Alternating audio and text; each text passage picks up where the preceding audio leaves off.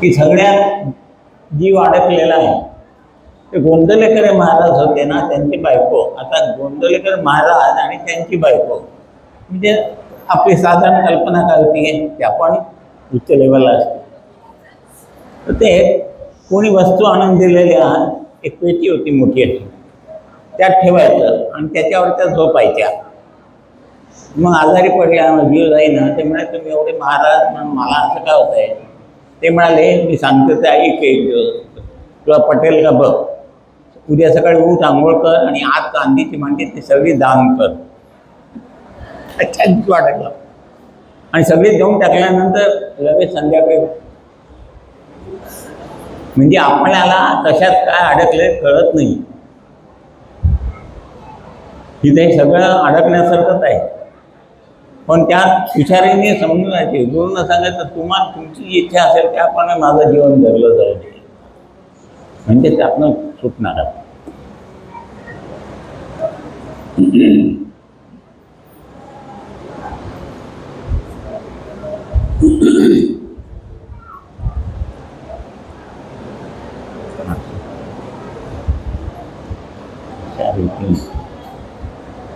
आता अशा रीतीने इथून म्हणजे गोव्याहून जाऊन मग हवनविधी नरसोबाच्या वाडीला झाला व अशी वर्षभर हवने झाल्यावर महारुद्र स्वाहाकार झाला. हा विधी 5 दिवस चालला होता. औदुंबर झाडाचे वैशिष्ट्य काय? झाडाच्या ठिकाणी ब्राह्मण, क्षत्रिय व वैश्य अशा प्रवृत्ती असतात. पिंपळ हा ब्राह्मण, औदुंबर हा क्षत्रिय व वड हा वैश्य आहे. व्यापारी आपली संपत्ती वाढवतो तसेच वडाच्या पारंब्या वाढत वाढत मूळ झाडापेक्षा आकारमान मोठे होते म्हणून वडाला वैश्य म्हणतात. गौतम बुद्धाने साधना वटवृक्षाखाली केली व साधना करून जे प्राप्त केले ते वाढवले. दत्त शक्ती हिच्या ठिकाणी विमोचनाचे कार्य आहे, म्हणजे कर्म विमोचन, वंश विमोचन व जन्म मरणाच्या फेऱ्यातून सोडवणे हे आहे.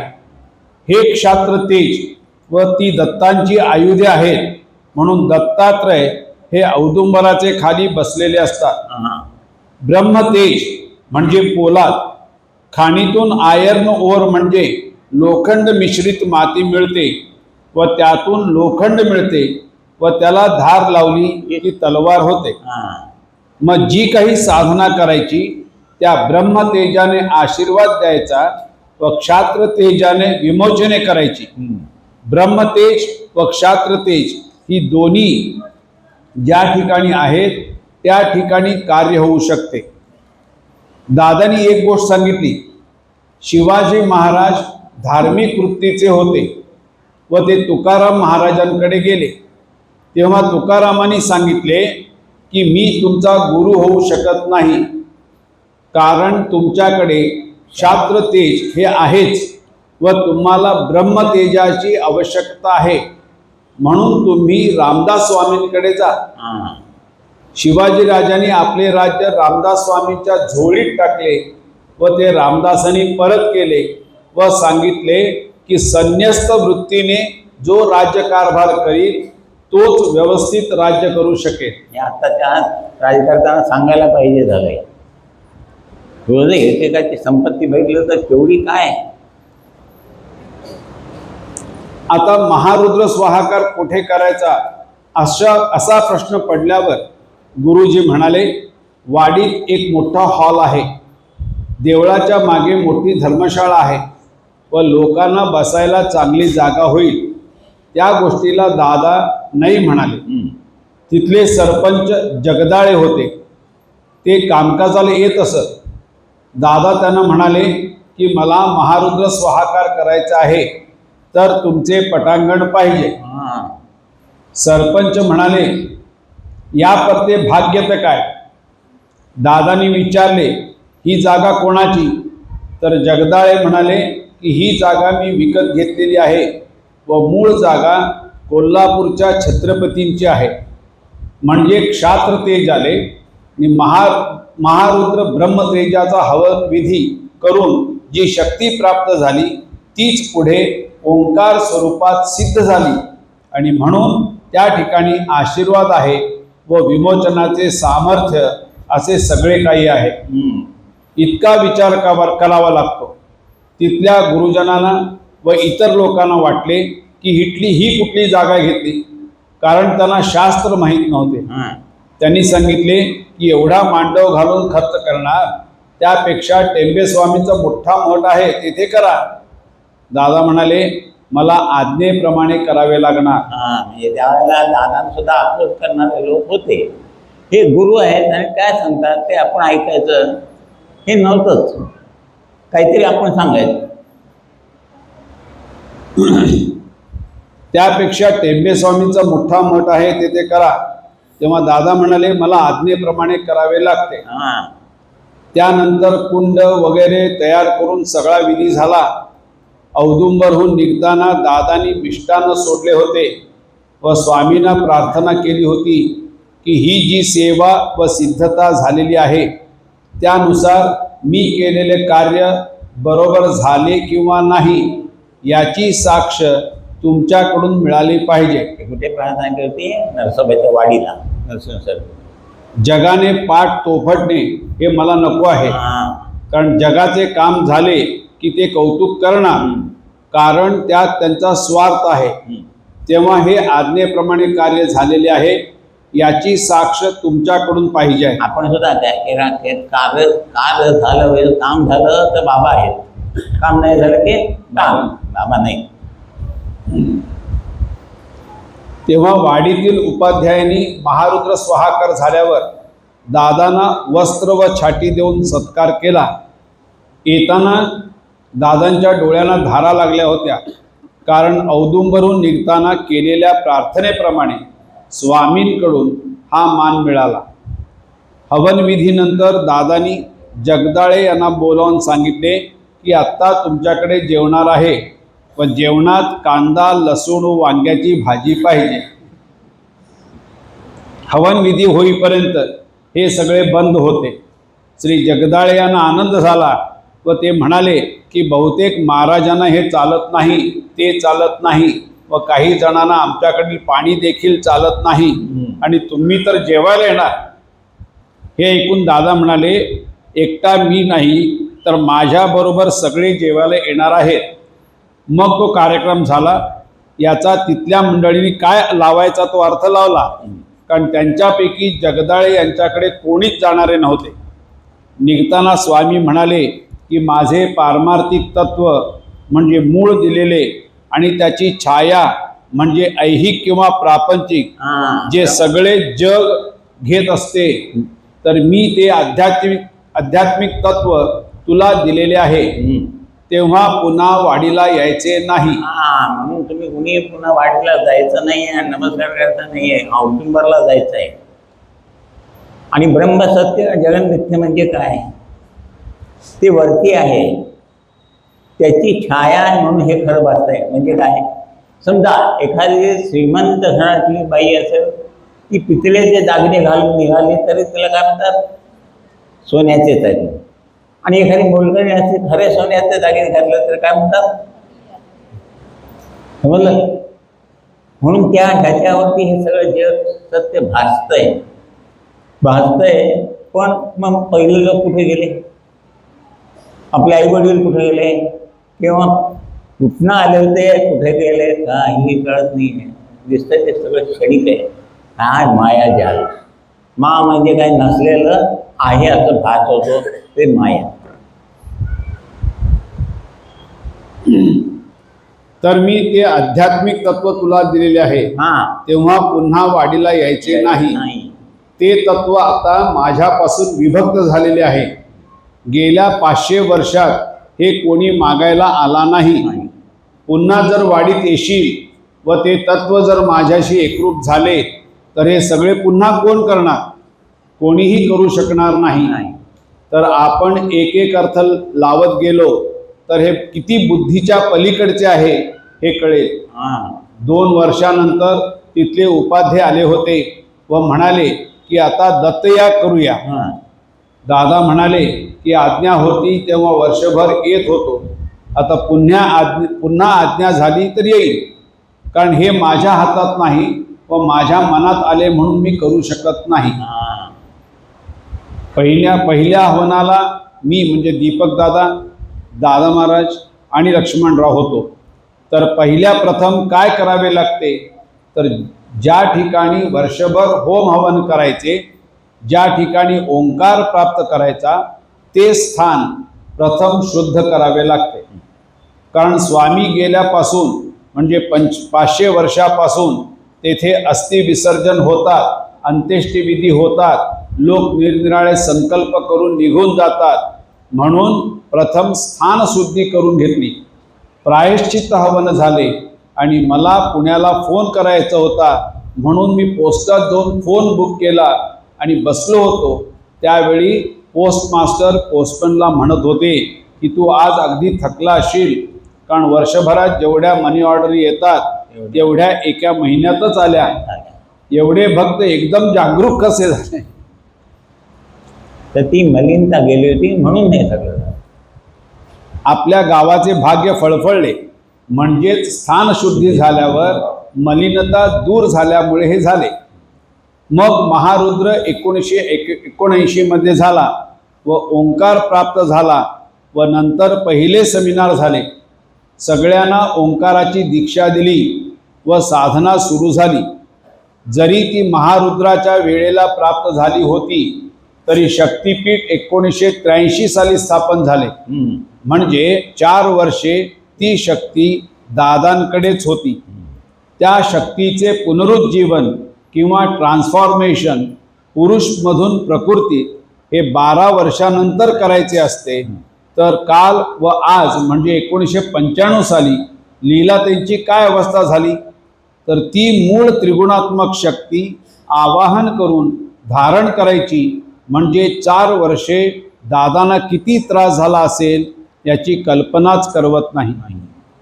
वंदनीय दादांनी प्रतिमा आधी दिल्या होत्या, शक्तिपीठ स्थापनेनंतर नाही.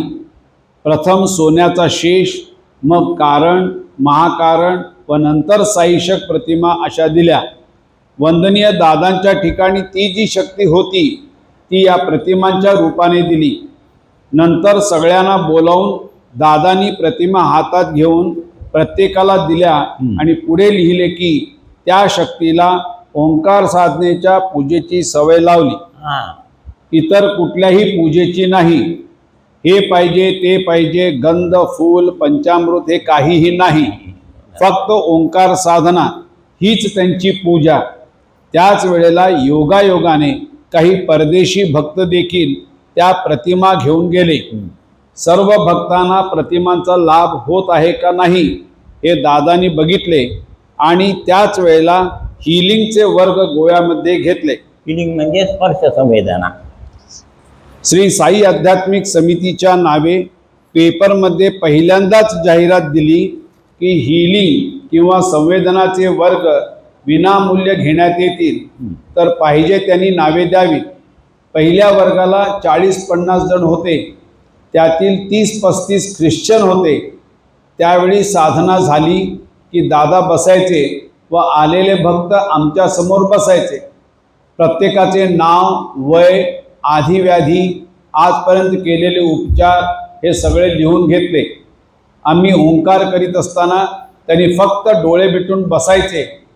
दादा नेहमी म्हणायचे की इतरांचे कल्याण चिंतले की त्यात तुमचे कल्याण हे आलेच. दुसऱ्यासाठी आपल्या जीवनाचा विनियोग करायचा ठरविला की आपला उद्धार हा होणारच. या वाक्याचा अनुभव त्यावेळी आम्हाला आला, कारण संवेदना देऊन झाल्यावर आम्हाला 10 मिनिटे झाली तरी उठता येईना. इतक्या इंटेन्सिटी किंवा प्रखरतेने संवेदना आमच्यात प्रवाहित होत होत्या. म्हणजे ज्यावेळी दुसऱ्यांना जरूर आहे त्यावेळी तितक्या प्रमाणात ती शक्ती आवाहनीत होत असते. रोजच्या साधनेत आलेली शक्ती आपल्या कुटुंबापुरती असते व केंद्रावरची साधना अनुष्ठानात जास्त शक्ती येते. म्हणून अनुष्ठानाच्या वेळेला रोज जायला पाहिजे. अनुष्ठान आहे त्याच्यामध्ये न्यास नाही. माहीत हे गेलो सेल गेला.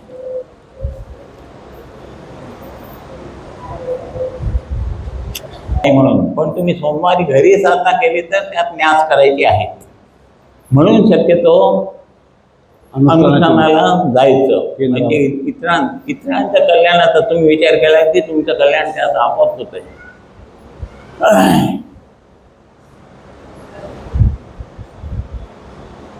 त्यावेळचे माझ्या लक्षात आहे की 15 मिनिटे बोटे सारखे होऊ शकत नव्हती, कारण सद्गुरूंनी तेवढ्या प्रमाणात शक्ती पाठवली होती. रिमोट कंट्रोल त्यांचे हाती आहे. याप्रमाणे दादानी कितीतरी प्रयोग केले, म्हणजे जे काही प्राप्त झाले ते डोळे मिटून घेतले नाही, तर या सर्व गोष्टींचा परिणाम, उपयोग व त्यानुसार लोकांच्या जीवनात स्थित्यंतर झाले की नाही हे बघितले. वंदनीय दादांनी भिलवडीला अगदी प्रथम संवेदना देण्याचे कार्य चालू केले. त्यावेळी लीलाताई रात्री 10 ते पहाटे 5 पर्यंत फुटबॉल सारख्या उडत. आज आपण अगदी सहजपणे संवेदना देतो, पण त्यावेळी हे काय चालले आहे हे कळेना. मग हात आपोआप हलायला लागले. गुणे मामा इंग्लंडच्या स्पिरिच्युअल असोसिएशनचे सभासद होते. त्यांनी पुस्तक काढून बघितले व सांगितले की याला संवेदना किंवा हिलिंग म्हणतात. आता त्या हिलिंग 5 अवस्था आहेत. पहिली कुठल्या? स्पर्श संवेदना म्हणजे हिलिंग. दुसरी ट्रान्स. ट्रान्स म्हणजे दादांच्या आत्मा बाहेर काढून दुसरा विभूतींचा व्हायचा, पण ते आपल्या बाबतीत कृपाशीर्वाद धारण होणे म्हणजे कृपा धारण होणे. तिसरी अवस्था क्लिअर ऑडियन्स आणि क्लिअर व्हॉयन्स. ऑडियन्स म्हणजे कानाला ऐकू येतो आवाज. कर्माला गती आहे, ते चाक फिरत असताना त्या गतीतून त्यातला विषय धरून निराकरण सांगणे. तर त्याच्याऐवजी आम्हाला दादांना सांगितलं, तुम्हाला क्लिअर ऑडियन्स आणि क्लिअर व्हॉयन्स म्हणजे अडीअडचणी संबंधी निराकरण करण्याची सिद्धता. आणि शेवटची ऑटोमॅटिक रायटर म्हणजे ज्ञानेश्वरांनी 12व्या वर्षी काय लिहिलं? ज्ञानेश्वरी. 12व्या वर्षी आपण काय करतो? गोट्या. मग त्यांनी 12व्या वर्षी कसं लिहिलं म्हणजे एवढी विकसित अवस्था. हा कोश इथे नेऊन ठेवला होता आणि त्याचा पसा केला होता. इथं झाल्यावर धनी 6 म्हणजे 6 वरता 6 म्हणजे ते ज्ञान ब्रह्मानंदा ध्यान करून वाणीने सांगायचं. त्याला ऑटोमॅटिक रायटर म्हणतात. अशा 5 अवस्था त्यातल्या आपल्याला पहिल्या 2च दिले, हिलिंग आणि ट्रान्स म्हणजे कृपाशीर्वाद धारण करणे आणि लोकांना संवेदना देणे. आपण बरोबर बाईंना वगैरे किंवा बरं वाटत असत त्यांना केंद्र संवेदना देतो. आमची मोलकणी भांडी घासायची त्यावेळेला नवीन दादा सांगायचे मला, अरे काहीतरी तर लोकांना निराकरण सांगायचं. म्हटलं मी काय महाराज नाही. मग ती भांडी घालणार पाहिजे. रोज आम्हाला धूप घालायला निखारे करून द्यायची. तिला गळ्याला 2 गाठी झाल्या. डॉक्टरांच्याकडे गेले तर डॉक्टरांचं माहिती आहे तुम्हाला सगळं. म्हटलं ते काम करून ऑपरेशन करायला पाहिजे म्हणाले. मी म्हणजे ऑपरेशन नव्हतं 10,000 20,000 कुठे आणणार. मग मला विचारलं तुम्ही काहीतरी कर म्हणून. दादा फोन लावला. म्हणाले मी सांगत होतो तेव्हा नाही म्हणाल ना, आता करतोस तर कर म्हणून मला एवढे दोरे आणि उदी पाठवून दिली पोस्टाने आणि मला हे संवेदना दे. तुम्हाला आश्चर्य वाटेल खरं. असं उदी घेऊन साधना झाल्या. संवेदना 4-5 दिवस का 6 दिवस दिल्या. दोन्ही गाठी गेल्या. ते डॉक्टर फणसळकर म्हणत आहेत त्यावेळेला. ते मला भेटायला आले. मला तुम्ही काय केलं? तुम्ही तिला ऑपरेशन करायला सांगितलं होतं. म्हणजे मी काही केलं नाही. काय केलं ते आमच्या गुरुंनी सांगितलं त्याप्रमाणे केलं. या सत्य घटना आहे.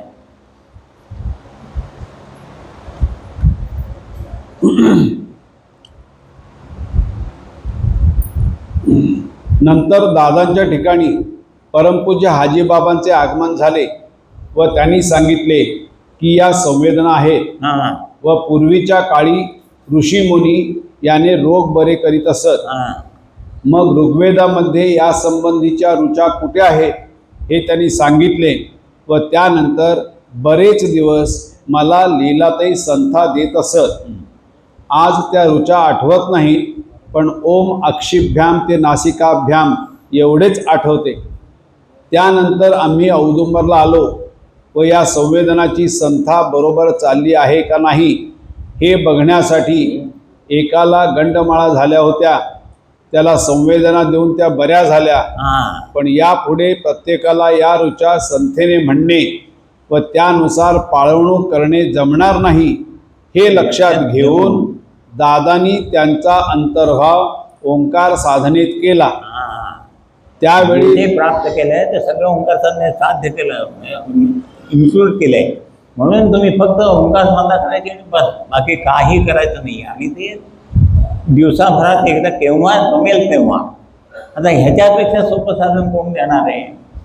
उपास नको, तपास नको, फुलांनी पूजा करणं, धोतरणे कोण करणार नाही. त्यावेळी दादांनी सर्व गोष्टी शास्त्रानुसार सिद्ध केल्या व हळूहळू या सर्व गोष्टी सौम्य करीत आणल्या. आता आपण ओंकार किंवा नामस्मरण करतो, त्यात या संवेदना येतात व काम करतात. पण पहिली 12 वर्षे अगदी शास्त्राप्रमाणे सिद्ध केले. वास्तुस्तोत्र सुद्धा 12 वर्षे म्हणून शुद्ध केले व आता फक्त प्रसाद देऊन वास्तू शुद्ध होते. तर प्रत्येक गोष्ट वेदाप्रमाणे करून सगळे शुद्ध करावे लागले.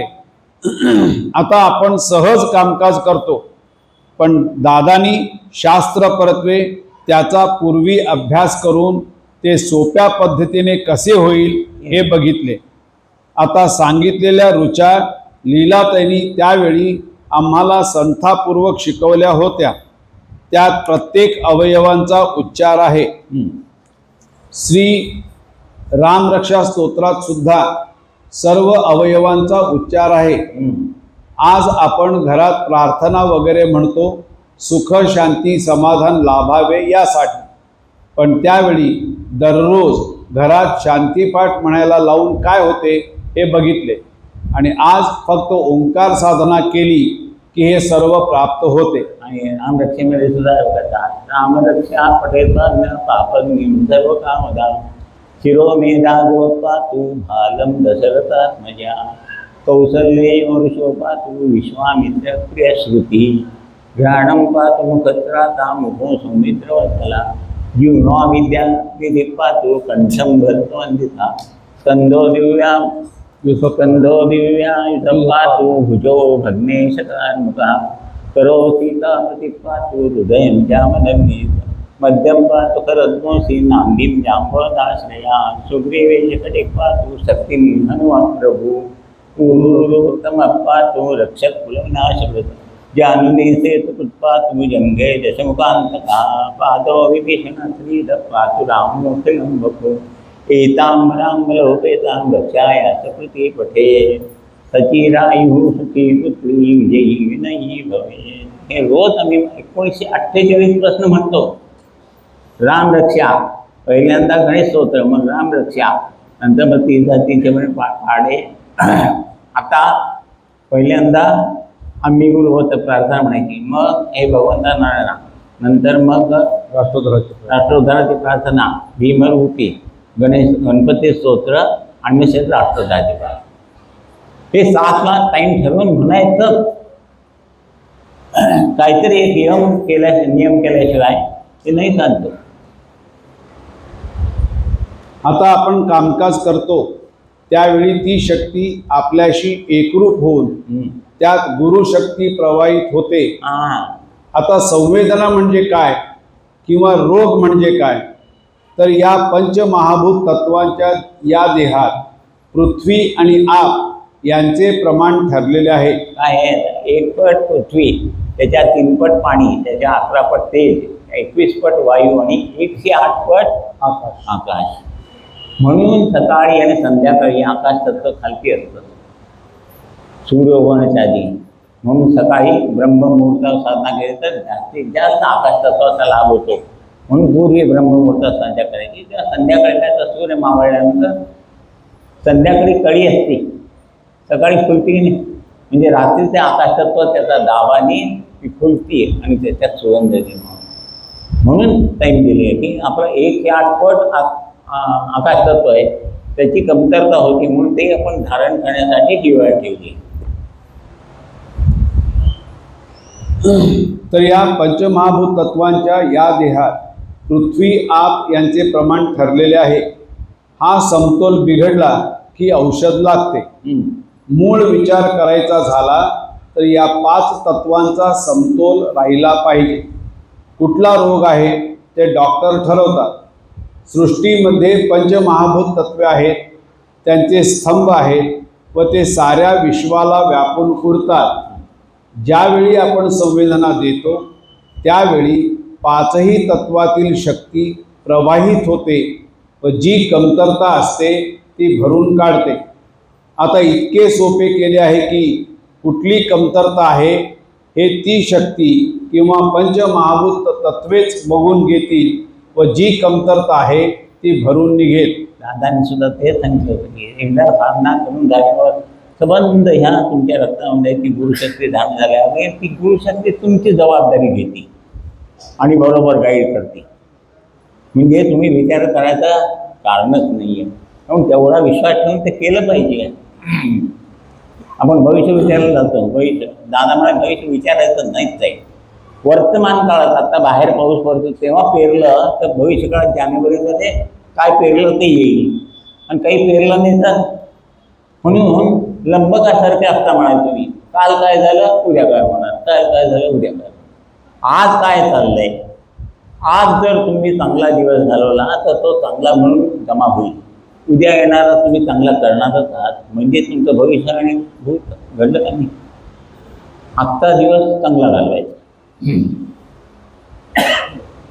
तर अगदी सर्वप्रथम या संवेदनांना आवाहन केले तेव्हा पाटावर बसलेल्या लीलाताई नुसत्या उडत होत्या. त्यांची प्रखरता शरीराला झेपत नव्हती.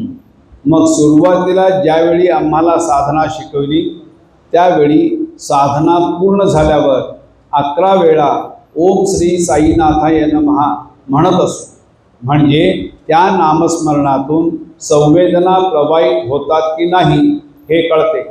म्हणून त्यावेळी घरच्या कुटुंबियांना रोज संवेदना द्या असे सांगितले होते.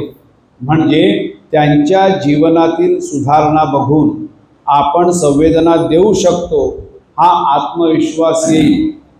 एक दिवस फार उशीर झाल्यामुळे माझे हातून संवेदना देणे राहून गेले. दुसऱ्या दिवशी मुलाखत होती व मला विचारले की संवेदना दिल्यास का. मी म्हटले कालच राहिल्या. त्यावर हाजीबाबा म्हणाले राहिल्या म्हणून तर विचारले, नाहीतर विचारण्याचे कारणच नव्हते. म्हणजे आपण दैनंदिन जीवनात घडणाऱ्या गोष्टींना ते साक्षी आहेत. आपल्या हातून जे काही बरे वाईट घडते त्याकडे ते लक्ष देत नाहीत. पण याचा अर्थ त्यांना हे समजत नाही असे नाही. पण ज्या गोष्टी सांगायच्या त्या त्यांच्याकडून सांगितल्या जातात व इतर बाबतीत आपण जसे लहान मुलांकडे दुर्लक्ष करतो तसे ते करतात. त्यांना सर्व समजत असते आणि आता तर जास्तच लक्ष असणार, कारण आपण सेवक. ज्यावेळी ती शक्ती आपल्याकडून भक्तांकडे प्रवाहित होते त्यावेळी अंश मात्र आपल्याकडे राहते. आवाहन केल्यावर हेवी वाटले तर हात असे उघडे करा म्हणजे संपूर्ण शक्ती प्रवाहित होईल. म्हणून ह्याच्यात हे महत्वाचं की आज का सांगायचंय ही साधना करून हे फोटो मी काढायला गेलो नव्हतो. मला एक व्यक्ती घेऊन गेली, तुम्ही इतकं वर्ष साधना करता मग तुम्ही काय प्राप्त केलं, तर हे प्राप्त केलं. हे ती बघा ही बघा ह्याच्यामध्ये काय रंगाचं जे हे हिलिंग आणि हा गुलाबी रंग तो कशा करतात. पिवळा रंग तो आध्यात्मिक वलय किंवा गुरु वलय, हिरवा रंग पॉझिटिव्ह एनर्जी, निळा रंग कॉस्मिक एनर्जी, गुलाबी रंग हिलिंग. हे असं प्राप्त झालं पाहिजे. आणि खालच्या बाजूचा हा 2 नंबरचा चार्ट बघा. हा 2 नंबरचा आहे. हां आणि नंतर मी सकाळी काय सांगितलं तुम्हाला की हे करत असताना न्यास करत असताना हे उंचवट्याचा स्पर्श झाला पाहिजे. काही काही लोक करतात नुसती बोटं अशी लावतात, असं नाही. हे सगळं इथं स्पर्श झालं पाहिजे. म्हणून त्यांनी मी अल्टरनेटिव्ह मेडिकल थेरपी करतो. त्या कॉस्मिक थेरपीमध्ये लंबकाच्या सहाय्याने प्रत्येक वस्तूमधून निघणारी एनर्जी बघतो. ते लंबक घेतात असा आणि इथे उंचवट्यावर ग्रह आहेत, माहीत आहे ना. भविष्य सांगणाऱ्याला हात दाखवता नाही, मग तो त्याचा हात दाखवतो. तिथं इथं धरल्यावरती पॉझिटिव्ह फिरायला लागलं, इथे पॉझिटिव्ह फिरायला लागलं, आणि तिथं धरल्यावर असं जोर पॉझिटिव्ह इतकं जोरात फिरायला लागलं. ते म्हणजे तुमच्या हातामधनं म्हणजे गुरुशक्तीचा स्त्रोत येतो. म्हटलं मला कसं लेटर लिहून द्या. हे किती चाललं आहे? 8/10/2011 मधलं. मी अल्टरनेटिव्ह मेडिकल थेरपी करतो. कोण? समर दीक्षित, मुंबईची. कॉस्मिक कर्ड थेरपीमध्ये लंबकाच्या सहाय्याने प्रत्येक वस्तूमधून निघणारी एनर्जी पॉझिटिव्ह अगर निगेटिव्ह आहे व त्यांचे प्रमाण किती आहे त्याचा अंदाज करता येतो.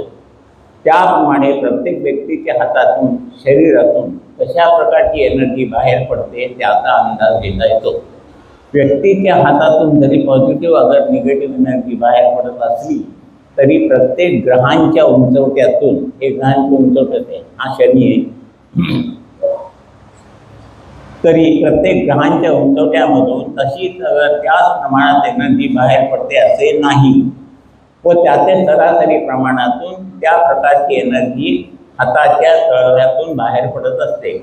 मी शशिकाकांचा हात बघितला तेव्हा हाताच्या तळव्यातूनच नाही तर प्रत्येक ग्रहांच्या उंचवट्यामधून पॉझिटिव्ह एनर्जीचा स्त्रोत ओसंडून वाहत असताना आढळला. माझ्या हाताला जर्क बसत होता. हे सर्व ते करत असलेल्या ओंकार साधनेमुळेच असावे असा मी निष्कर्ष काढला. त्यांचा पत्ता आणि किती सालची गोष्ट आहे? 8/10/2011. जी सकाळी तुम्ही साधना ऐकली तीच साधना आम्ही करतोय. त्याच्यानीच हे ऑरा आले आणि त्याच्यानीच हे लेटर मिळाले. म्हणजे ही साधना परफेक्ट आहे. सकाळी साधना कशी झाली? बरं झाली ना.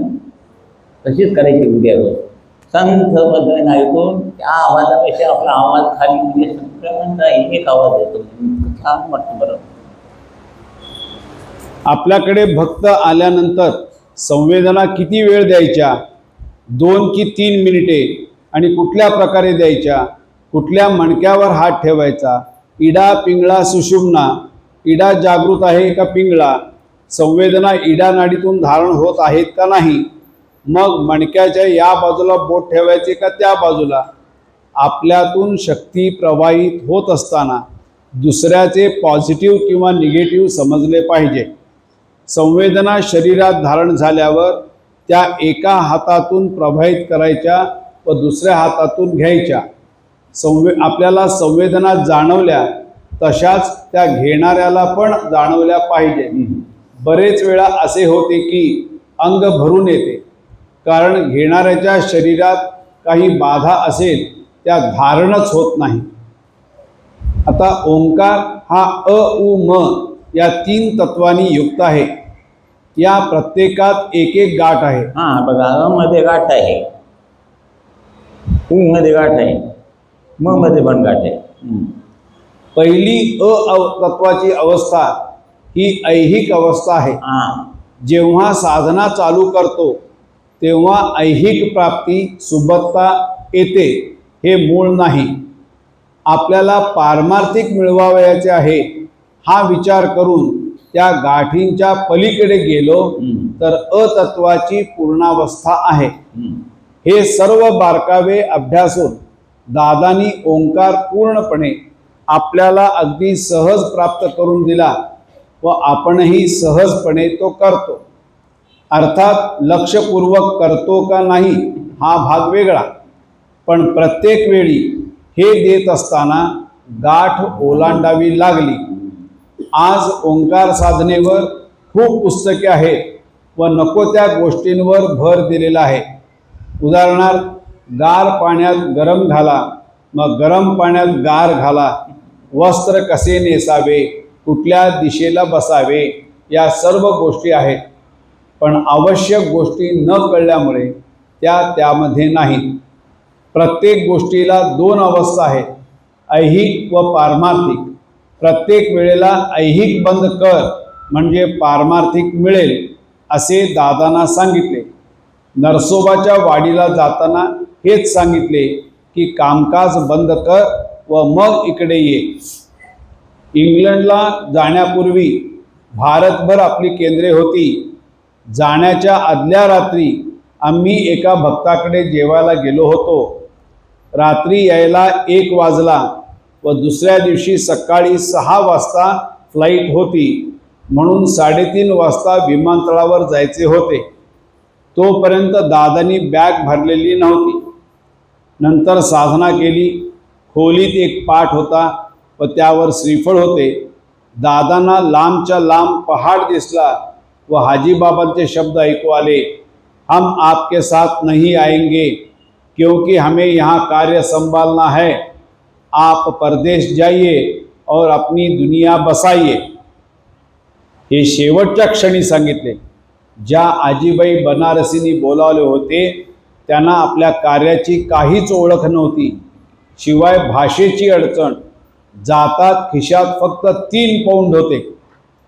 तेथे गेल्यानंतर बाबांच्या पादुकांच्या स्थापनेचा त्यांचा म्हणजे आजीबाई बनारसे यांचा कार्यक्रम झाला, पण आपल्या कार्याच्या दृष्टीने काही झाले नाही.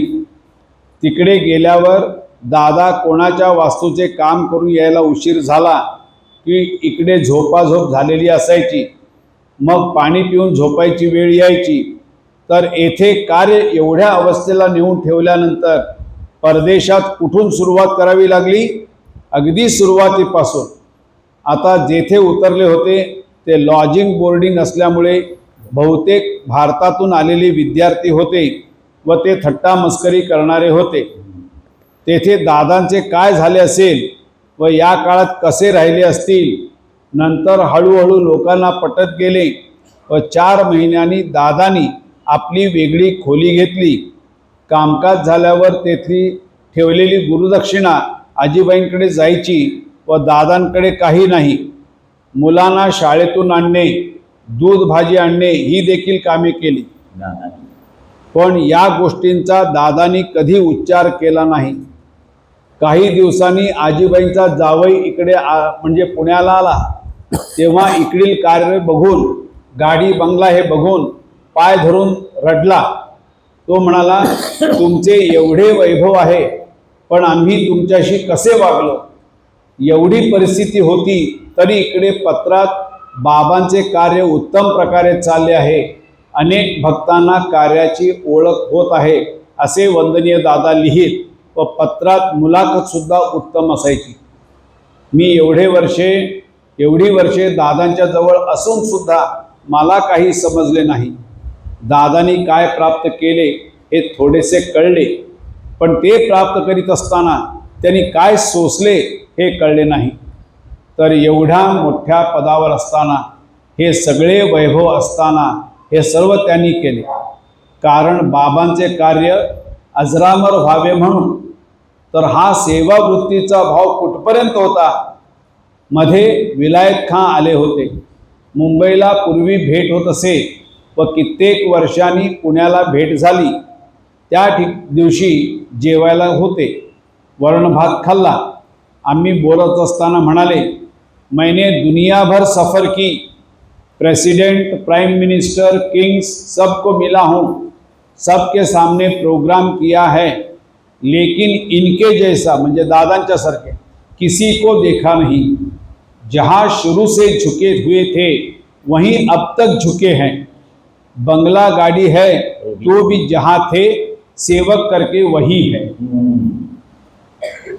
कुठलेही वैभव, कुठलेही आकर्षण यामुळे दादांच्यात कधीही फरक झाला नाही. जी निष्ठा किंवा जो निश्चय केला, कितव्या वर्षी केला हे माहीत नाही.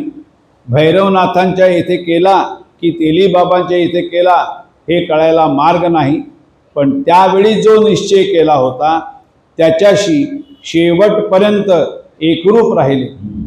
या सर्व कालावधीत झालेला त्रास किंवा कष्ट याचा उच्चार तर केला नाहीच, व त्यांना काय भोगावे लागले की जेणेकरून आपल्याला हे ऐकून वाईट वाटेल किंवा सहानुभूती वाटेल अशा तऱ्हेचा कधीही उच्चार केला नाही.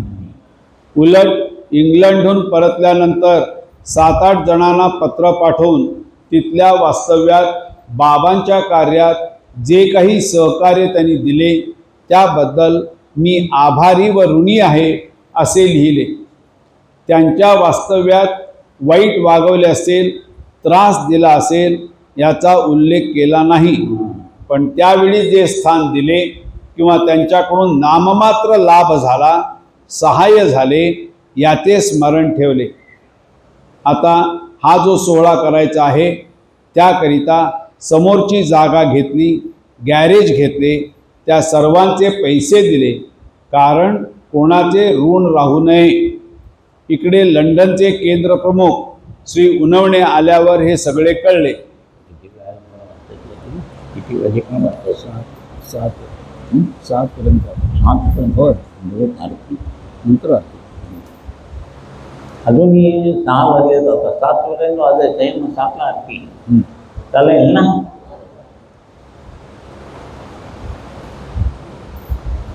मध्ये जणे आपण हा जोक ऐकला असेल तरी एका गुरुभगिनीने मला आठवण करून दिली म्हणून सांगतोय. सकाळी आपण चातुर्मासाबद्दल काकांच्याकडून ऐकलं. भाद्रपदामध्ये गणपती बसवतो, होय, ह्याचं सगळं आपण ऐकलं. तर आता परवा गणेश चतुर्थी परवाच झाली. तर असंच एकदा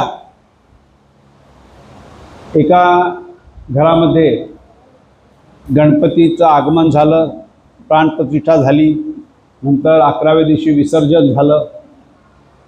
आणि त्या दिवशी सहज नवरा बायको बोलत बसलेले असताना नवऱ्याला काय वाटलं माहिती नाही, पण म्हणाला, अगं गणेश चतुर्थी होती तर तू रोज वेगवेगळे गोड गोड पदार्थ करून देवाला नैवेद्य दाखवत होतीस, मोदक करत होतीस, वेगवेगळे पंचपक्वानं करून देत होतीस, तर किती चांगलं नाही असं रोज खायला मिळावं. समजा मी जर गणपती झालो असतो तर.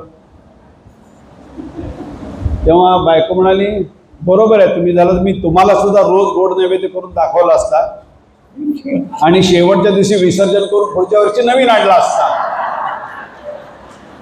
कुठलं बोलायला गेलं.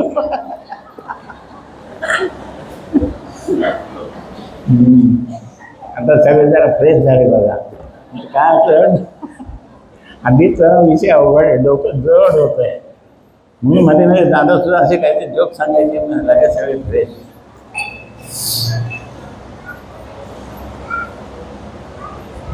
आता इतका वेळ आपण दादांच्या बद्दल वाचलं लंडनला गेलेलं असताना, म्हणजे तिथं काय परिस्थितीमध्ये दादा राहिले त्याचा त्यांनी उच्चार कुठेच केला नव्हता. पण तिथले केंद्र प्रमुख उनवणे जेव्हा भारतात आले आणि तेव्हा त्यांच्याकडनं कळल्यावरती दादांना काय त्रास सोसावा लागला हे तेव्हा कळलं.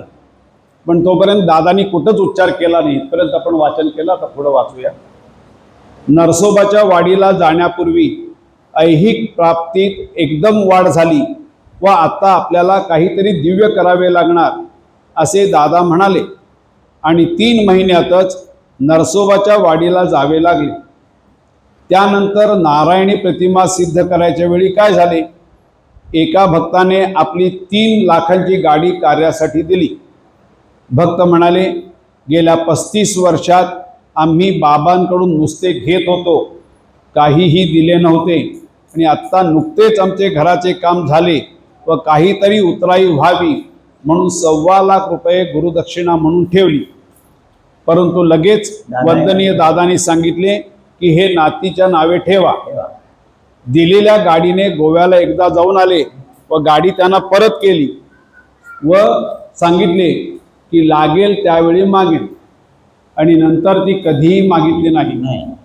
कारण त्या गाडीने वंदनीय दादा सर्व केंद्रावर जाऊन आले आणि 2 भक्तांची त्यावेळी कामे झाली आणि एकंदर 7 लाख रुपये दादांना मिळत होते.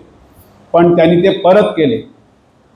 ऐहिक एवढे होते याचा अर्थ याच्या मागे पारमार्थिक होते.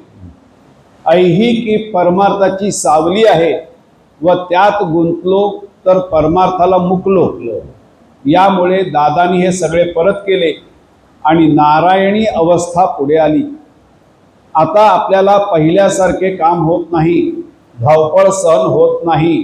तर अशा परिस्थितीत हे 7 लाख आपल्या कुटुंबियांसाठी ठेवणे योग्य ठरले असते. प्रत्येक वेळेला शेवटपर्यंत मला कशा कशाला तोंड द्यावे लागले असे दादा म्हणाले होते. आणि पुढे म्हणाले की हे मागे सारले तर याच्या मागे पारमार्थिक आहे व ते माझ्यासाठी नाही तर जगासाठी आहे. म्हणून ऐहिक ते सगळे परत केले व नारायणी प्रतिमा सिद्ध केल्या. तर सांगायचे काय होते की या अ उ म या प्रत्येक अक्षरात गाठ आहे. म्हणजे ऐहिक व पारमार्थिक अशा दोन बाजू आहेत व त्या दादांशिवाय कोणालाही कळल्या नाहीत.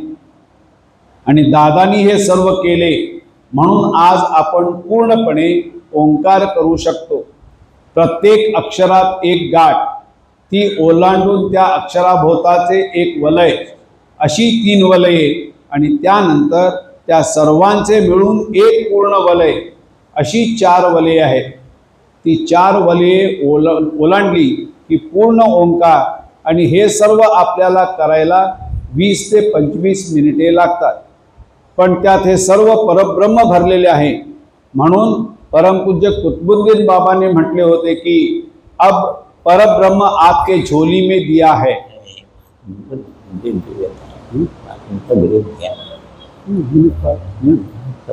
तीन गाणं झाली की स्टॉप करूया की 27 ला आलाय ना. 3 झाली की स्टॉप करा. ओंकार प्राप्तीनंतर समजले की नरसिंह सरस्वतींच्या रूपाने जन्माला आलेले अतत्व अची गाठ ओलांडून म्हणजेच ऐहिक बंद करून अतत्व पूर्णपणे प्राप्त केले. आता उ तत्वाबद्दल बाबा म्हणाले की समोर येईल तसे कर.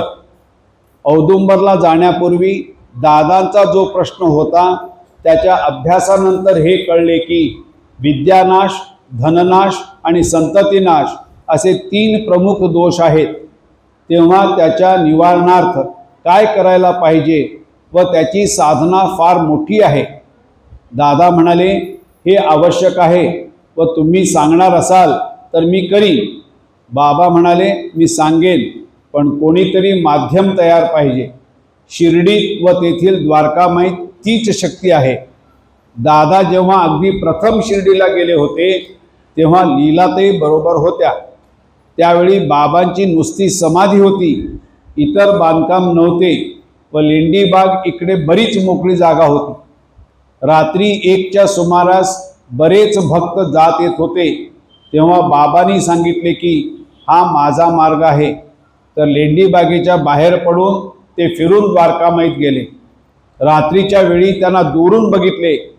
ते म्हणाले की आत समाधीत मी नाही पण इकडे मात्र काय चालले आहे ते बघायला येतो. त्यावेळी दादांना आणि लीलाताईंना बाबा दिसले. बाबांनी त्या ठिकाणी एवढे कार्य केले आहे तर तेथे जाणाऱ्याला त्यांचा आशीर्वाद निश्चित मिळेल. पण 100% आशीर्वाद पुणे येथील द्वारकामाईशिवाय कुठेच नाही. तर पुण्यातील द्वारकामाई बांधताना खूप अडचणी आल्या. कॉन्ट्रॅक्टरचे पैसे द्यायचे झाले तर दादांना मुंबईला जाऊन कामकाज करून पैसे द्यावे लागत. त्यात मागे पुढे व्हायचे. वास्तविक हा पुढचा आणि मागचा प्लॉट घ्यायचा होता. असे झाले असते तर केवढी प्रशस्त जागा झाली असती. त्यावेळी 1 रुपया 10 आणे भाव होता. तेव्हा पुढचा प्लॉट 9,000 रुपये व मागच्याचे 3,000 रुपये. तर ते कमी पडले म्हणून फक्त पुढचाच प्लॉट घेतला. त्यावेळी सिमेंट कंट्रोल होते. जरा बांधकाम झाले व म्युनिसिपालिटीचा सुपरवायझर आला तर तो म्हणायचा हे काम पाडायला पाहिजे. मग लगेच मी आणि लक्ष्मणरावांनी सायकलवरून त्याच्याकडे जाऊन ते मिटवायचे. या व अशा अनेक अडचणींमुळे दादा काळजीत होते व म्हणाले की हे घर कसे होणार. तर बाबा म्हणाले हे तुझे घर होत नाही तर माझे घर होत आहे. द्वारकामाई बांधून झाली की मी तिकडून म्हणजे शिर्डीहून इकडे राहायला येणार आहे. तिथे कंटाळा आला आहे. तर मी येणार म्हटल्यावर माझ्या घराचा प्रत्येक दगड कसा पाहिजे, जेवढा वेळ लागेल तेवढा तो दगड व्यवस्थित बसेल. बाहेरची घरे बांधतात तसे हे नाही. काल नाशिकचे केंद्र होताना कसे अडथळे आले ते सांगितले. पण हे अडथळे नाही, कारण त्यांना पाहिजे तशी प्रत्येक गोष्ट होत शेवटी पूर्ण होणार. तर शिर्डीला शक्तीही आहेच. हजारो लोक जातात व त्यांना आशीर्वाद मिळतो, पण माध्यम म्हणून त्या शक्तीला लोकांपर्यंत नेण्याचे कार्य किंवा ट्रान्सफॉर्मेशन करण्याचे कार्य हे दादानीच केले. आता हे जे येथे होणार आहे त्याचा परिणाम 1-2 वर्षात दिसेलच. शक्तिपीठाचा एवढा खटाटोप करण्यासाठी सर्व भक्त मंडळी एवढा खर्च करून आलेली आहे. हा काही नुसता 1-2 वर्षांचा उत्सव नाही. याच्या मागचे काय आहे ते निश्चित, कार्य काय आहे हे निश्चित आहे. जी सिद्धता करायची ती समोर येईल. नंतर बाबा म्हणाले, तू बाबत काय करायचे ते तू बघ. आता कारण दीक्षा दिली म्हणजे इहजन्मात का आलो व आपले कर्तव्य काय याचे ज्ञान होणे, म्हणजे संपूर्णता विमोचन होऊन आत्म्याला काय प्राप्त करायचे आहे याचे ज्ञान होणे किंवा त्याची सक्त जाणीव होणे. ही दीक्षा दिल्यानंतर दादा म्हणाले, बाकी सगळे झाले, पण त्याचबरोबर आपल्या जन्मजन्मांतराचे जे काही आहे, म्हणजे मागचे जन्म व पुढले येणारे जन्म, त्यात आज मिळालेली कारण दीक्षा पुढच्या अनेक जन्मात बरोबर राहणार आहे. वंदनीय दादा कर्म विमोचन करून थांबले नाहीत, वंश विमोचन केले व 5 प्रकारच्या दीक्षा दिल्या की ज्यात कारण दीक्षा आहे हे करून त्यांना बरे वाटले. आता ह्या 5 दीक्षा कोणत्या दिल्या काय ना आहे का?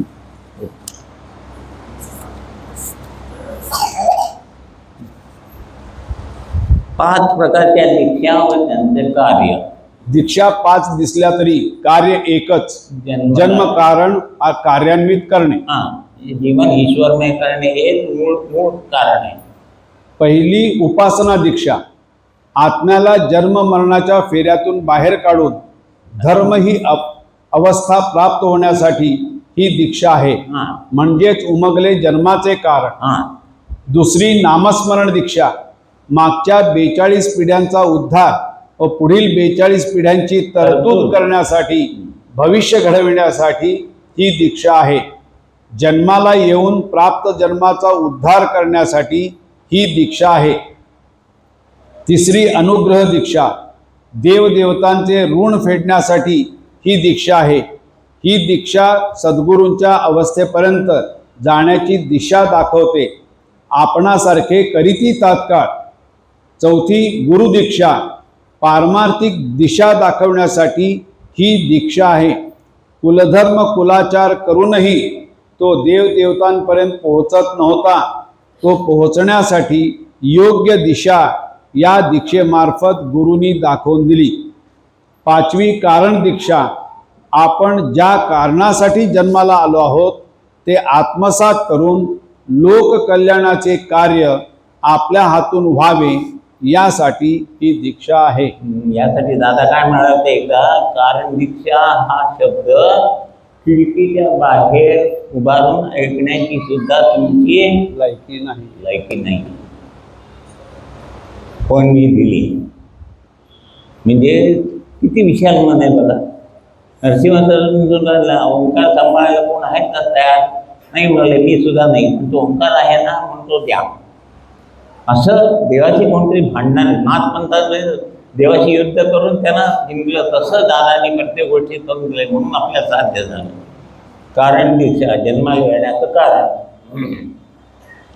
आता त्याच्यातनं काय होणार आहे, आत्मसात करून लोक कल्याणाचे कार्य आपल्या वाचून व्हावे यासाठी दीक्षा आहे. म्हणजे सप्त लोकात जे लोक अडकलेत त्यांना मुक्तता करण्याचं काम दीक्षा लोकांनी करायचे, तेव्हा इथं विश्वशांती होईल. समजलं? म्हणून एक वेळ मी सांगतो पुन्हा, जेवण राहिलं तर चालेल, पण दिवसातून साधना ही करायचीच. का म्हटलं मी तर एकदा आत्रे आणि यशवंतराव चव्हाण बसले ते गप्पा मारत. ते म्हणाले, आत्रे ना की म्हणे मुंबई महाराष्ट्राचीच आहे असं का म्हणता. ते म्हणाले त्या स्थळाला फार महत्व आहे. काय महत्व आहे त्यांचं काय नाही. ते म्हणाले की तुमच्या आडनावामधलं च काढा, काय उरलं? मान हा, म्हणाले ते वाहन नकोय म्हणून चव्हाण च म्हणजे च पाहिजेच, तर पाहिजे, एवढं त्याला महत्व आहे. समज नाही.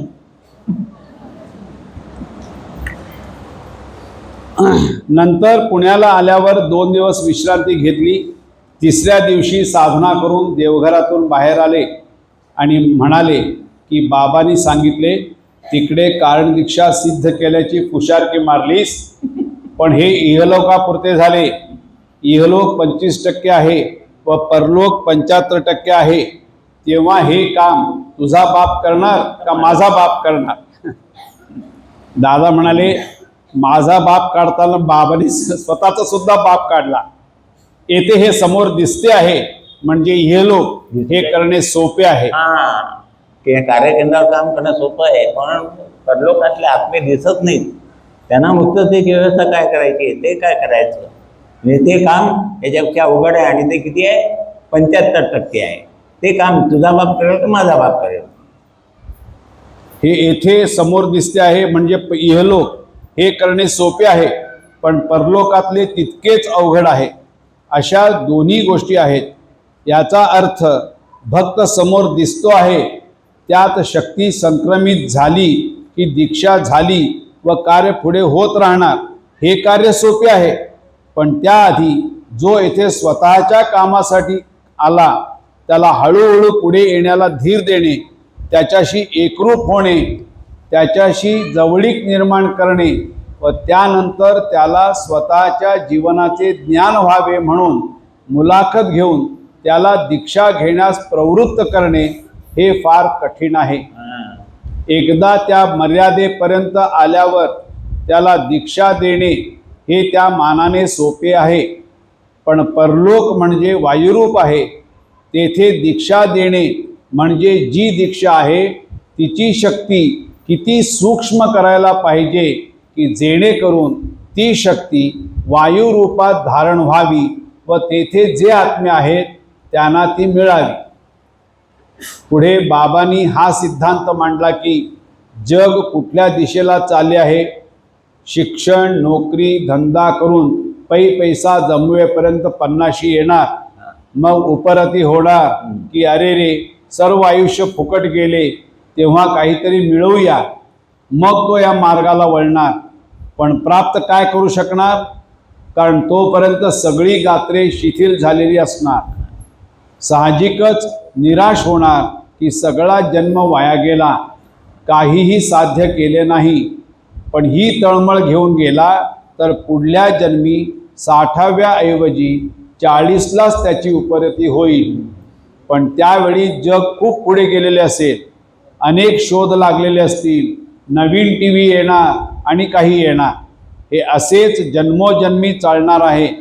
यावर बाबांनी पर्याय काढला की कारण दीक्षा ही जर वातावरणातच सिद्ध स्वरूपात वलय रूपाने ठेवली तर भूतलावर जन्माला येणारा जो जीव असेल व त्याला जर वाटते की आशीर्वाद घेऊन जन्माला यावे तर तो कारण दीक्षा घेऊनच जन्माला येईल.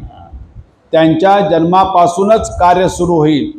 कारण सर्वसाधारणपणे प्रत्येकाच्या जीवनात घडते आहे व काय घडावे याची शेवटी जाणीव होते. यावर बाबांनी उपाय किंवा सोल्युशन फार सोपे सांगितले, पण त्याकरिता दादांना काय करावे लागले असेल माहीत नाही. आज आपण येणाऱ्या भक्तांच्या 3ऱ्या पिढीतील छोटी छोटी मुले बघतो. त्यांना उदी पाहिजे असते, आरती ऐकायला पाहिजे असते, एवढी गोडी लागलेली आहे. यावरून कळते की त्यांच्याकडे दीक्षा पोहोचलेली आहे व म्हणूनच जन्म घेताना ते दीक्षा घेऊन आले. आपल्याला ही प्रचिती आलेली आहे. बाबांनी त्यावेळी सांगितले होते की आज जरी तुम्हाला अपेक्षित लाभ झाला नाही तरी याचे फळ 3ऱ्या पिढीत बघायला मिळेल. पूर्वी येणारे भक्त त्यांची नातवंडे बघत आहेत तर ते हे कार्य असे चालते हे बाहेर काय कळणार. आपल्याला सुद्धा अजून काही कळलेले नाही. म्हणून मी म्हणजे दीपक दादा बाबांना म्हटले की या गोष्टी आम्हाला सांगा. तर ते म्हणाले की याला दादांची परवानगी पाहिजे, कारण ही सर्व सिद्धता त्यांनी केलेली आहे, तेव्हा त्यातले तुम्हाला काय सांगायचे याकरिता त्यांची परवानगी पाहिजे. सांगायचे असते तर तसे त्यांनी मला सांगितले असते. त्यातले तुम्हाला काय सांगणे इष्ट आहे, कारण कार्य त्यांनी केलेले आहे. आता परलोकाच्या दीक्षेचे काय कार्य करायचे हा दादांना विचार पडला होता. एक दिवस 4-4:30 उठले व चहा मागितला. मला हाक म्हणून सांगितले की उपाय सापडला. आपले जे भक्त तिकडे म्हणजे परलोकात गेलेले आहेत त्यांनाच कामाला लावतो. त्यांना तळमळ होती.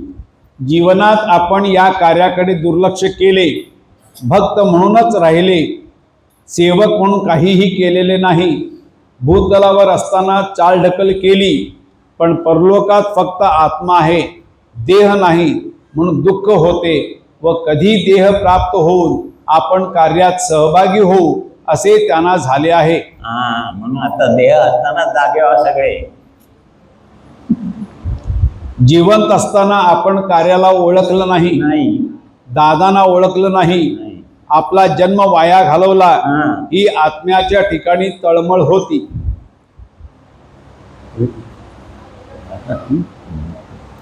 सच्चिदानंद सद्गुरु साईनाथ महाराज की जय. श्री गुरुदेव दत्त सदानंदाचा योग.